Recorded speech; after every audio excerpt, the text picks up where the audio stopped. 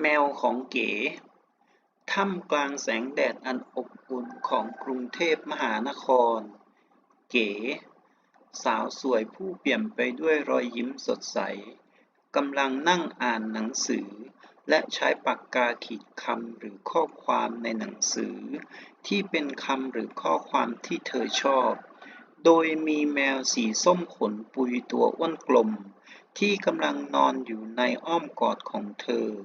คล้ายๆกับมันกำลังอ่านหนังสือด้วย เก๋และเจ้าสัว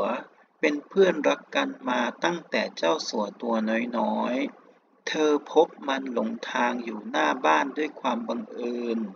เก๋รู้สึกเอ็นดูเจ้าสัวเป็นอย่างมากจึงเอามันมาเลี้ยงไว้ เจ้าสัวกลายเป็นสมาชิกคนสำคัญของครอบครัวเก๋ มันคอยสร้างความสุขให้กับเธอด้วยท่าทางขี้อ้อนและความซุกซน บางครั้งมันก็มานอนซุกตัวบนตักของเธอ บางครั้งมันก็เล่นไล่จับกับเธอบนพื้นหญ้าในสวนหลังบ้าน เก๋รู้สึกขอบคุณเจ้าสัวที่ทำให้ชีวิตของเธอบริบูรณ์และอบอุ่นขึ้น แมวสีส้มตัวนี้ไม่ใช่แค่สัตว์เลี้ยง แต่เป็นเพื่อนที่อยู่เคียงข้างเธอเสมอ ท่ามกลางแสงแดดอันอบอุ่นของกรุงเทพมหานคร เก๋สาวสวยผู้เปี่ยมไปด้วยรอยยิ้มสดใสกำลังนั่งอ่านหนังสือและใช้ปากกาขีดคำหรือข้อความในหนังสือที่เป็นคำหรือข้อความที่เธอชอบโดยมีแมวสีส้มขนปุยตัวอ้วนกลมที่กำลังนอนอยู่ในอ้อมกอดของเธอคล้ายๆกับมันกำลังอ่านหนังสือด้วย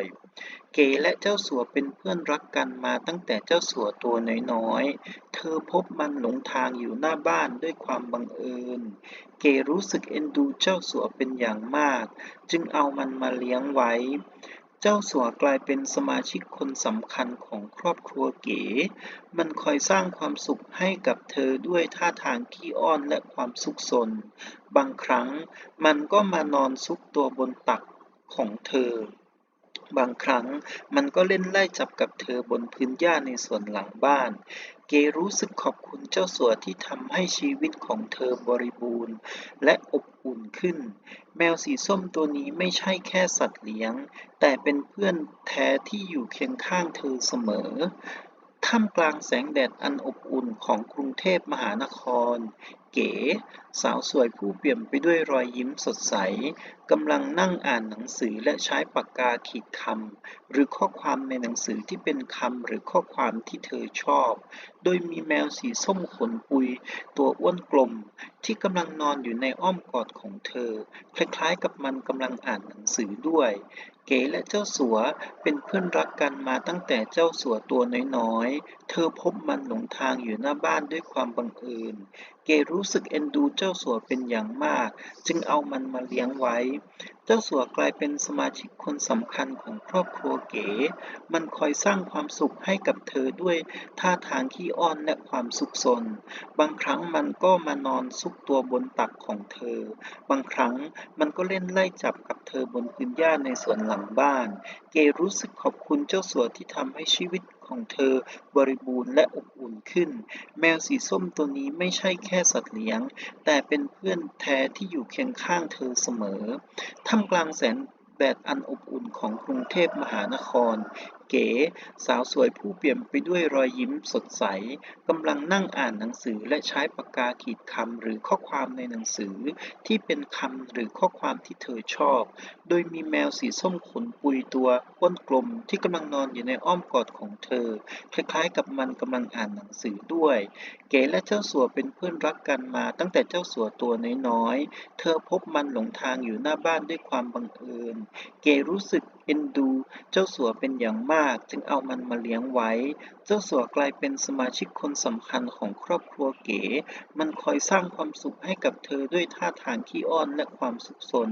บางครั้งมันก็มานอนซุกตัวบนตักของเธอ บางครั้งมันก็เล่นไล่จับกับเธอบนพื้นหญ้าในสวนหลังบ้าน